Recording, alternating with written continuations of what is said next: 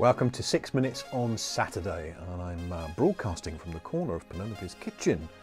She's busy in the background doing crafty things. So we're going to share how to craft your own future using a mnemonic for the word powerful.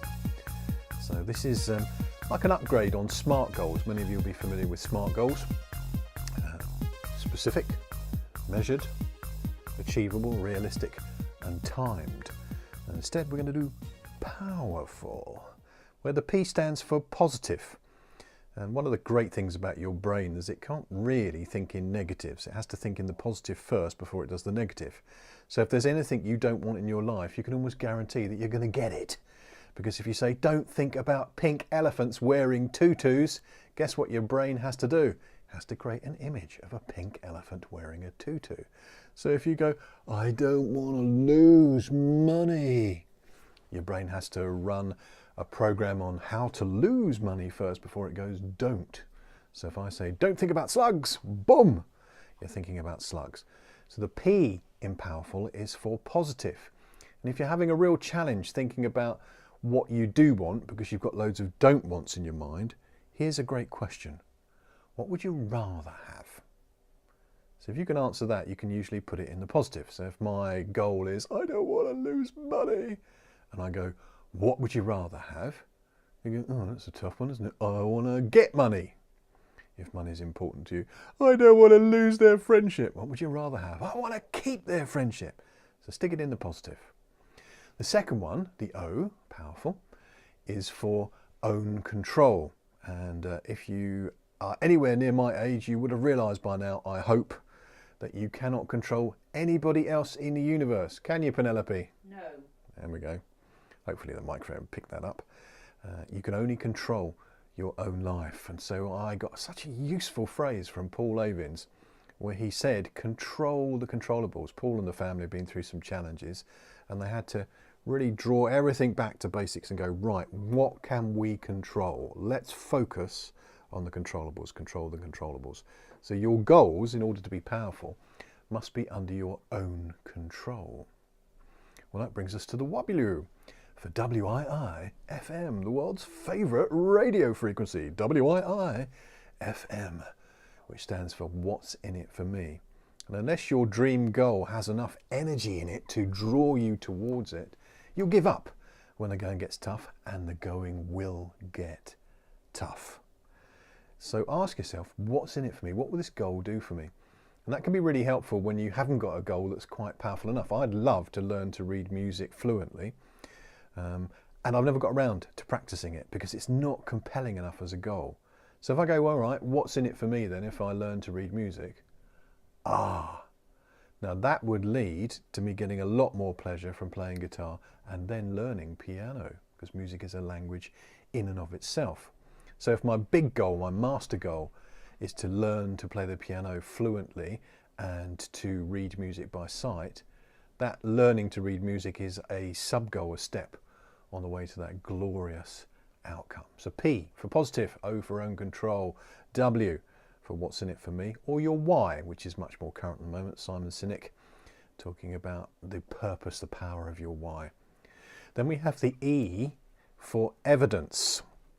And your senses are absolutely brilliant servants who are scanning everything that's going on around you, looking for, listening to, scenting, tasting and feeling all the things that you've programmed into your brain. So if you want to get the feedback that you're achieving your goal, then you need the evidence. So E is for evidence. So what's it going to look like? What's it going to sound like? What's it going to feel like? What's it going to smell like? What's it going to taste like?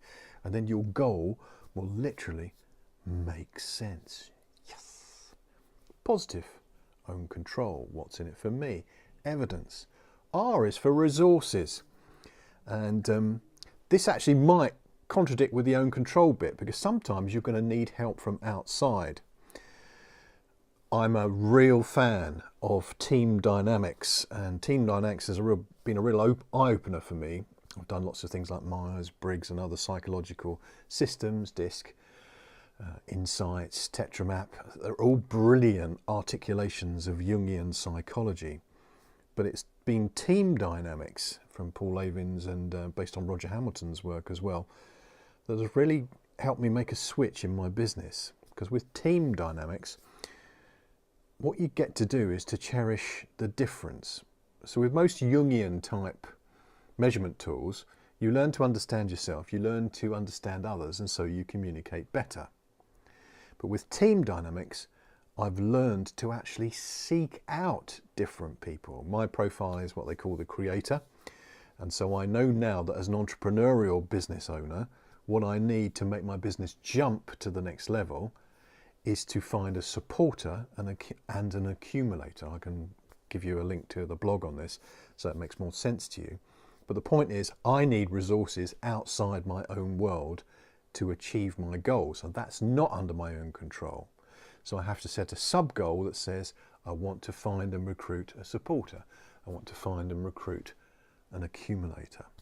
Other resources might be time, it might be technology, it might be financial resources, but a powerful goal will think about the resources it needs and then set sub-goals to get those resources.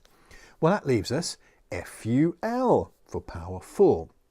And the F is the weird one for me, because I don't understand how it works, but I know it works, and it's called faith-filled. And the idea of faith-filled is that you must believe that your goal has already been achieved. Now that's a bit strange, isn't it? I don't really understand how it works, but I don't think I have to understand how it works in order to get it to work. So how would you walk? How would you carry yourself? How would you talk? How would you dress if your goal was already achieved? And these things can help us get into the mindset. You might have a dream board, a vision board as well, so that you are bombarding your eyes, your optic nerve, you're saying the right things with your affirmations, you're using your physiology to walk the talk, to be as if you've already achieved your goal. And that seems to work a particular kind of magic. Then the U is for unique. And we need to have unique, discrete goals. So health and fitness, for example, is not the same. You need goals for health and goals for fitness if they're going to be unique goals. So make them unique and discrete. And the last one, L, is for living.